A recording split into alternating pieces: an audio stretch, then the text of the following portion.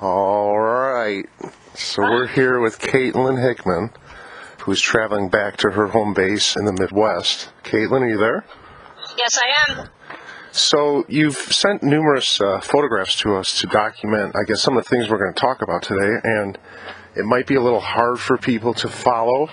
So I guess try to reference as best you can some of the images that you sent, because obviously you're not going to disclose dietary and, I guess, proprietary information that you know. But, you know, your first experiences obviously are with animals. You're an animal trainer, I guess, by trade, currently a zookeeper, but you also are involved in nutrition. Yes. So the first question we ask everybody is, you know, when did you first hear about the Horseman's voice? I would say back in Tennessee, I was working at Sugar Creek Carriages for a little while. And, yeah. Oh, through friends. Through friends. Okay. Oh, yeah. Through the network of standardbreds and what have you. Okay. So you're currently, I guess, in the Midwest. We're not going to disclose where. You're working at a private farm on private land. Yes. With animals. They're exotic.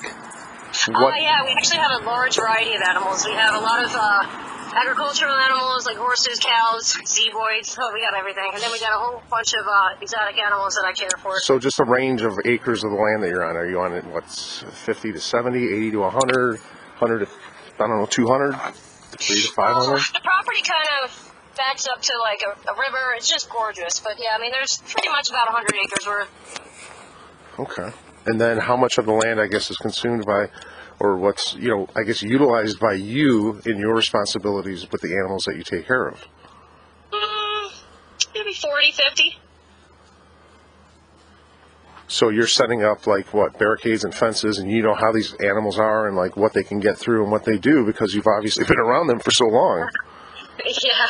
And you know how their minds work. So what is it about the training of the animals that comes into play? Like, if you know how they are trying to escape or do their thing, you know, obviously you train these things. So what do you do, I guess, in conditioning or first getting to know them? Do they have to be young? You know, it really does help when the animals are young. Like, for instance, we just brought in a water buffalo. And they didn't understand that she was going to burst through the fencing that we had. So we actually moved her over into our camel pen. And that's all steel, not getting through that. She's been trained now. She can be haltered and walked, and she's lovely. Interesting. So talking about the camel, we've got a shot here. Is that Bob or Joe, you had said? This is Joe. Yeah, I love Joe. Joe's really nice. He's a good boy. And you have a couple shots there. You said there was a story recently about they were working, I guess, in his little hut or house that he lives in. So he tried attacking the guy that was working on it because he didn't understand what was going on. Yeah, his roof was kind of like coming down a little bit. So one of the guys who works there, he knows Joe, but you know, Joe didn't really know him. So he was trying to fix his running shed, and apparently I got called over because he was trying to kill him. But he wasn't. He was just being Joe. He was being curious, and the guy was scared. He's a big Bactrian camel. Like, he's huge. Wow. He's a big boy. Wow. It's very intimidating when he's trying to bounce up around you and, you know, get up in your face. And if you don't listen to him and you don't respond to him, he's going to start spitting on you. Like, so I went over there. I just haltered him up and started walking him. Then I pushed him, and we just hung out for a while. It was cool. So what about some of these other shots, I guess, with some of these other animals, these exotics here? Some are in cages. I guess they look like they're shed rows or wherever they are. Indoor barns, I'm assuming, with heat, running water. Yes, absolutely. We have a lot of exotics that are from around the world, Africa and such, South America. So we definitely have to keep them indoors in an enclosure that's, you know, set up for them. And, oh, yeah, everything's pretty well kept. Interesting. So, you know, you've got some of these shots. These look like some type of a cat or something? Is this These are caracals. They're one of my favorite animals we have on the property. Oh, man, they're just so friendly. They're larger than bobcats, but they're so nice. They're just amazing. I spend time with them every day. Any of these other shots you want to delve into or just flip through them? Or I would say the first one we have looks like a unicorn. I was working at a petting zoo for a little while. Well, a couple years worth, actually. Now, that was an amazing experience. I learned a lot about horses there. And then you obviously got the shot here. This looks like it's Tennessee. Are those mules or horses? Or Those are both mules, and we also had some what do we have? Belgian giraffes there too, and the percherons. That was Sugar Creek carriages. They were phenomenal. I loved being there. That was such a cool place. Yeah, that's like, where we had Ryan Macedonio with the Hamiltonian Society. He's obviously based in Nashville now. You know, he was actually talking about, you know, that area and what have you, and, you know, just how beautiful it is, I guess. But you're now, I guess, further north in the Midwest, like you said. So what about diet? You know, we've got some shots here. You have a couple dishes here. And again, you don't want to disclose exactly what's in things. People can zoom in on them with their fingers and what have you. But, you know, some worms and some fruit in this one and some veggies. Do you mix the fruits and veggies? You know, is there some things you want to disclose or go into some of these in detail? Well, the thing is, you know, Eric, I don't really consider myself to be like an expert on the subject. I listen to the animals. I know, you know, I've studied them my whole life. I know what they need to eat, but just like humans, they're all different. They all have their own, you know, quirks, their own, you know, taste buds, and some like certain things and some don't.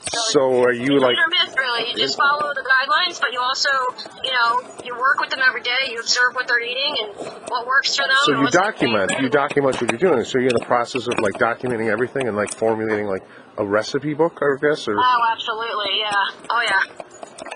Yeah, I've got a ton of notes, and I know like what animals like what, and you know what our animals like specifically. But I love to follow a very holistic approach to everything. So there's a lot of other things that you can add to their food as well to help them with different ailments. So there could be like you know, you have you know, the shot here. These look like what, little lepers, or what are these guys? Which picture is that? I'm still trying. The little ones, these little monkeys with these black paws. Oh, we've got, little, what are those? We got the common marmosets, and we got cotton-top tamarinds. Oh, that's what they are. Okay, see, if people look at these things, they just can't figure out what they are. Yeah. So do you know, let's say, like the toxic foods that would affect them, and you would know not to feed them that. Then you would know, like, the things that they would appreciate and the things that are, like, high in sugar and fiber, and if they get sick, they need this or they need that, and they'll eat it because they live, let's say, in this tropical environment, and that's what they're used to having.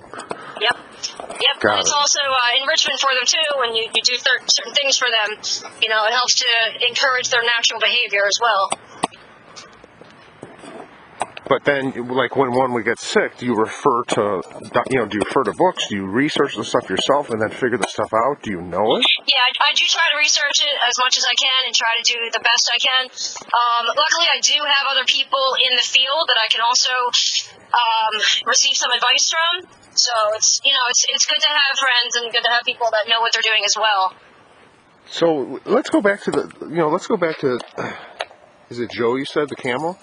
Yes. What is it? I mean, obviously there's not that many people in this country that are trained in training camels. Like, is this a specialty, do you think, that you have, or is this something that's like a niche? I'm not an expert with camels, but I did work with a camel trainer who is pretty much world renowned. He's very good at what he does, and yeah, it was fun. A little bit of internship.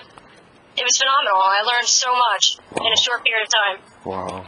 So is there any way people get in touch with you?